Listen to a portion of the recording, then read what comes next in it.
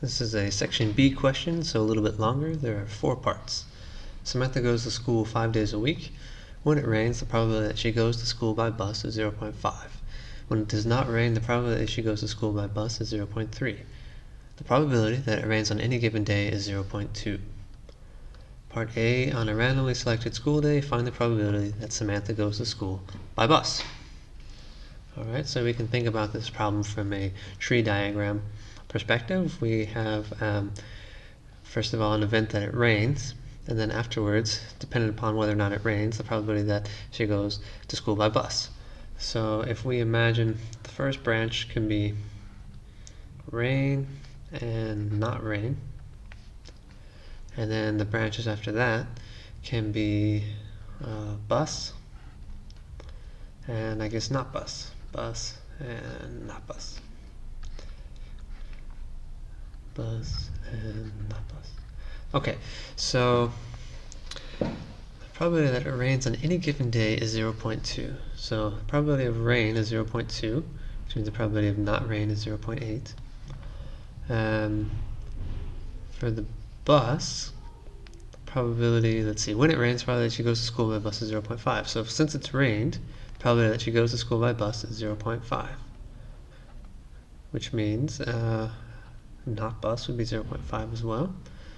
Then it says when it does not rain, the probability that she goes to school by bus is 0.3. So not rain is 0.3. There we go, 0.3. So the probability that she does not take the bus when it does not rain is therefore 0.7. Okay, and we need to find the probability that Samantha goes to school by bus. So what we need to do is isolate the events where she takes the bus. That's going to be this branch here when it rains, when it does not rain and she takes the bus, as well as this branch here when it rains and she takes the bus. Okay, so we've got it laid out in our nice tree diagram, we just multiply along the branches. That'll be equal to 0.2 times 0.5. That's the first event, plus the second event. It does not rain and she takes the bus. So 0.8 times 0.3. Okay, let me pull up my calculator here.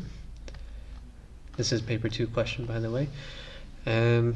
So what we would have is, there we are, is 0.2 times 0.5 plus 0.8 times 0.3. So we get 0.34. Alright. So that's the probability that she goes to school by bus on any given day. B. Given that Samantha went to school by bus on Monday, find the probability that it was raining. Okay, so I got the conditional probability formula here from the formula booklet because we're given the condition that she went to school by bus on Monday. Okay, so we need to rearrange this formula a little bit. If I divide both of these sides by probability of A, I'd have probability of A and B divided by the probability of A equals probability of B given A. Okay, so what this formula boils down to is you've got the probability of the two events happening together. It doesn't matter if you write B and A or A and B, it's the same. But what is important is that you divide by the probability of the event that is your condition. So in this formula, this reads as probability of B given A. So A is our condition, so that's what we need to be dividing by on this side of the equation. Okay, so if we imagine now our specific example, given she went to school, find the probability that it was raining. So you want to find the probability of rain given that she went to school by bus. Okay, that's what we're looking for. So using this formula here, that means we would have the probability of rain and bus divided by the probability of our condition, so the probability of bus. Okay. Well, we can isolate very quickly where Samantha took the bus when it was raining, because we've done that in part A already. Excuse me. So that's 0.2 times 0.5. because we see it's raining and she takes the bus. That's that event right there. So 0.2 times 0.5 is our numerator. And probability of taking the bus in general is what we just found in part A, 0.34. Okay, so we again go to the calculator, pull that up. We're going to have 0.2 times 0.5 gives us 0.1, and we divide that by 0.34, and we get this number, 0.294. It's three significant figures, 0.294. Okay. Part C. In a randomly chosen school week, find the probability that Samantha goes to school by bus on exactly 3 days. Okay, so we're looking for a probability that x equals 3. Alright, so hopefully you recognize this as a binomial problem. And the reason for that is that you've got two options. She either goes to school by bus or not bus. Right? So you can do bus or not bus. Those are the two sort of events that can happen here. And we're trying to find the probability that she took the bus exactly 3 days in a randomly chosen school week.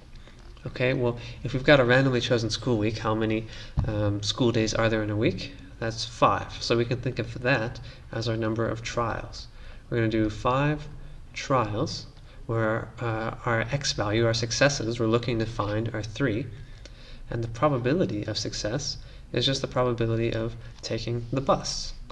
Right? Well, what's the probability of taking the bus? We found that in part A and used it again in part B, but that was our answer here, 0.34.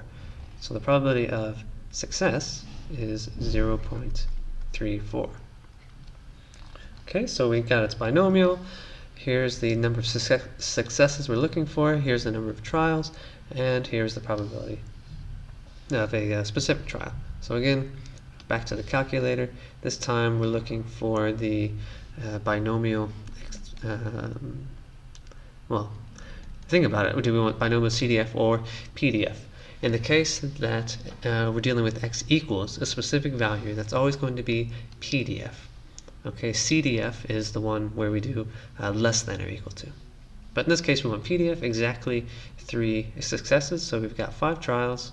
Probability of success is 0.34. And the x value, how many successes we're interested in, is 3. So your calculator looks like that. We paste it, and we get an answer, 0.171 to 3 significant figures. 0.171. Okay, finally, part D, the trickiest part.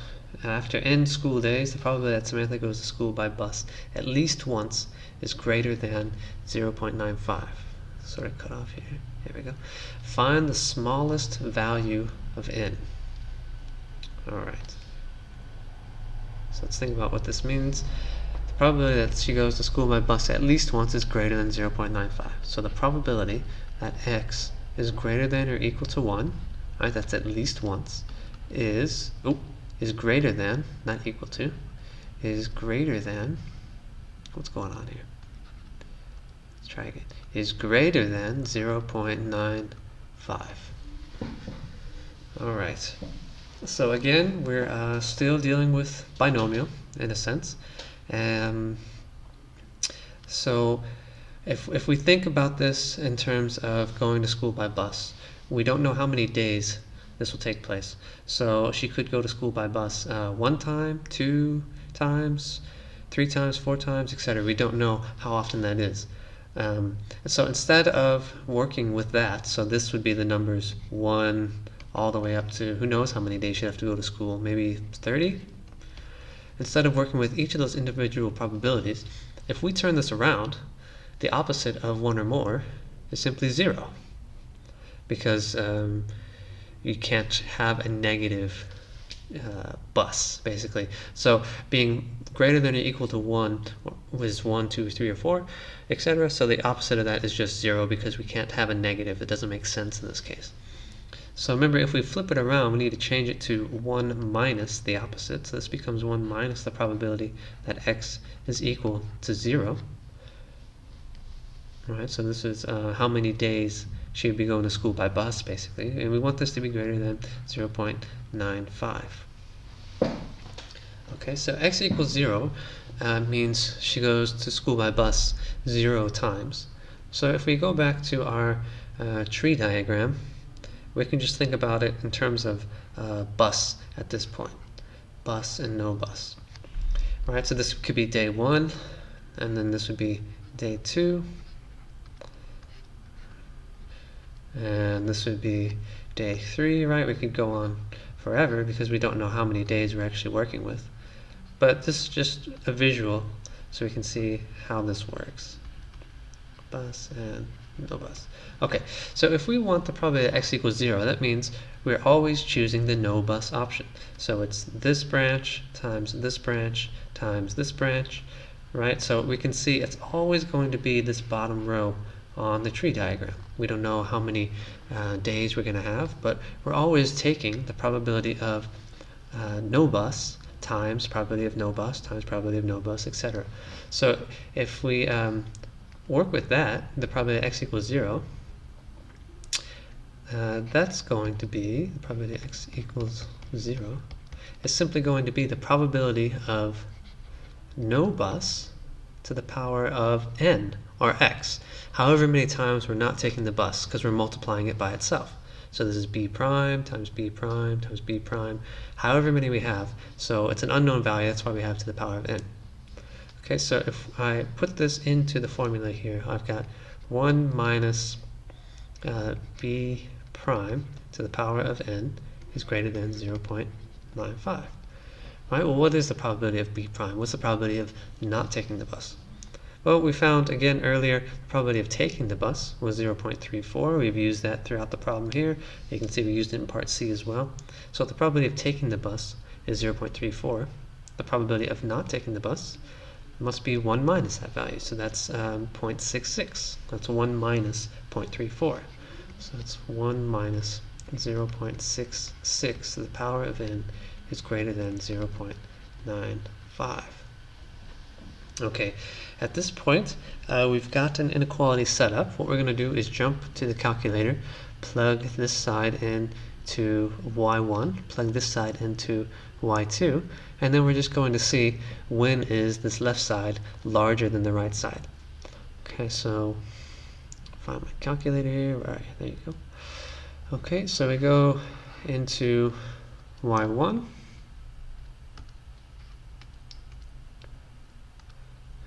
Okay, so that's going to be 1 minus this value 0.66 to the power of n, or x, and the right side is just 0.95.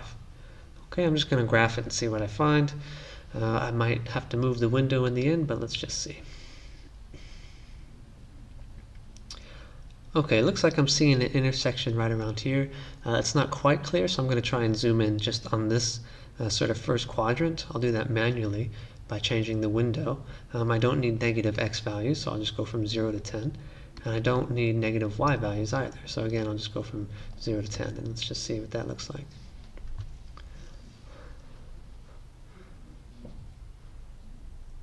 Okay, so looks like we have an intersection on the screen.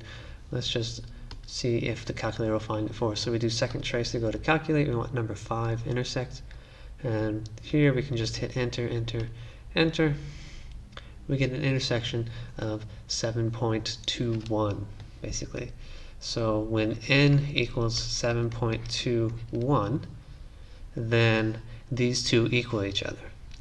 All right, well, we don't want them to be equal to each other per se, because we want this side to be greater than 0.95. So if we go back to the calculator, we can see that if we go further along to the right, we can see this y value here is greater than 0.95, right? And it might slowly increase, maybe not, but either way, we can see that as we go above that value that we found of 7.21, and I won't be able to find it exactly anymore unless I do the intersect method. We can see that 7.21 makes it equal to 0. Anything above 7.21 makes it greater than 0.95. So the smallest value of n, we're talking about more, so n must be greater than 7.21 days, right? And that's to solve this. So remember, it equals 7.21 when this equals 0.95, but now that we've sort of put that into perspective, it's actually n is greater than 0.721. So what's the smallest value of n? Well, n is school days, and we can't really talk about 7.21 school days. So being more than 7.21 school days means we're dealing with n. We're dealing with 8 school days. So 8 days. So 8 full school days. The probability that she will take the bus at least once is greater than 0.95.